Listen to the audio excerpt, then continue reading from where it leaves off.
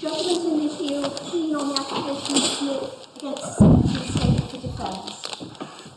This appeal arises out of the tragic death of Private Smith, a member of the Territorial Army who collapsed and died of heat stroke in 2003 when serving in Iraq.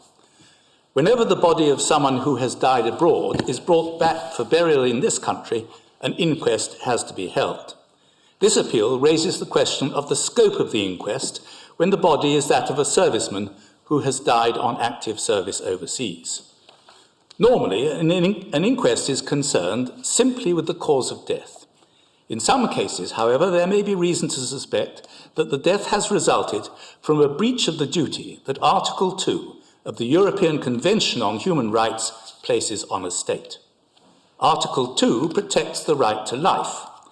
Where there are grounds for thinking that a death has resulted from fault on the part of the state, the scope of the inquest has to be enlarged in order to determine whether the state was at fault. That is what Article 2 requires. There was an inquest into the death of Private Smith, but his mother claimed that it was not adequate.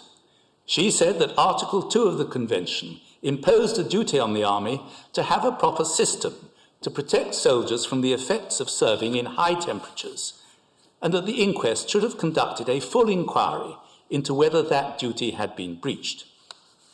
It was argued on her behalf that whenever a soldier died abroad, the inquest had to investigate whether this was because of some failing on the part of the state.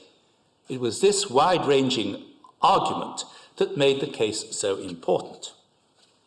By the time that the case reached the Court of Appeal, the Secretary of State had made two concessions. First, because Private Smith had died on a British base, he was at that time entitled to the protection of the Convention. Second, because of the particular circumstances of his death, there should be a fresh inquest that examined whether he had died because of a failure to take proper steps to protect him from the heat. But he advanced two arguments of principle that would be important in other cases. First, he argued that the Human Rights Convention did not protect our citizens, including our soldiers, when they were outside the territory of the United Kingdom and not on a British base, so that Article 2 had no application in those circumstances.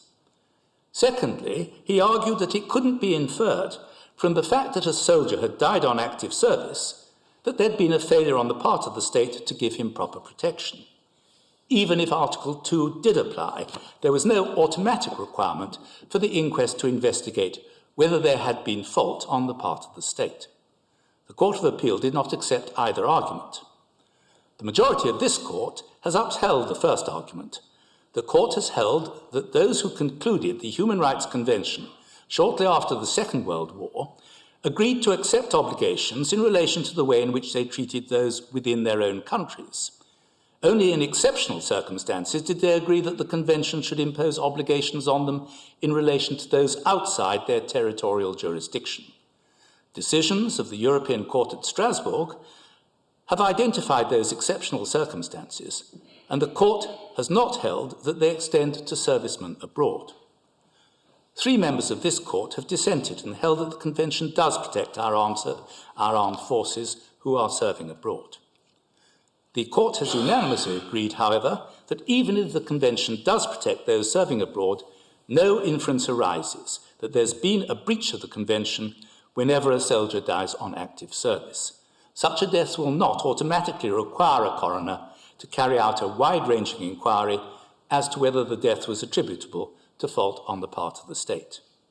On the particular facts of this case, the fresh inquest into Private Smith's death will have to satisfy the procedural requirements of Article 2 of the Convention. Judgment in the appeal, the Queen on the application of Noone against the Governor of Her Majesty's Prison, Drake Hall, and another. This appeal has required the Court to find its way through a legislative morass. The legislation in question deals with the computation of the time that prisoners have to serve before they qualify, first of all for early release that falls within the discretion of the Secretary of State, and secondly for mandatory release under licence, and the computation of the length of such licence. Parliament had intended that a single act, the Criminal Justice Act 2003, should govern all these questions, regardless of the length of the sentence or sentences imposed on an offender. But resources could not be found to implement the regime of the 2003 Act in relation to sentences of less than 12 months. Accordingly, transitional provisions were introduced that sought to preserve the effect of the previous Act, the Criminal Justice Act 1991, in relation to those short sentences. A problem arose, however, in relation to sentences that were ordered to be served consecutively, when some of those were for less than 12 months and some for 12 months or more. The legislation did not provide clear guidance as to how such sentences should take effect. The interpretation given to the relevant provisions by the Court of Appeal made the length of time that the prisoner had to serve dependent upon the order in which the sentences were pronounced. This was capable of producing capricious results. The Supreme Court has, by relying upon implication to fill the gap left by the draftsman, given the provisions an interpretation that produces a consistent result, qualifies the prisoner for consideration for discretionary release at the earliest opportunity, but maximises the period that the prisoner is under licence once released.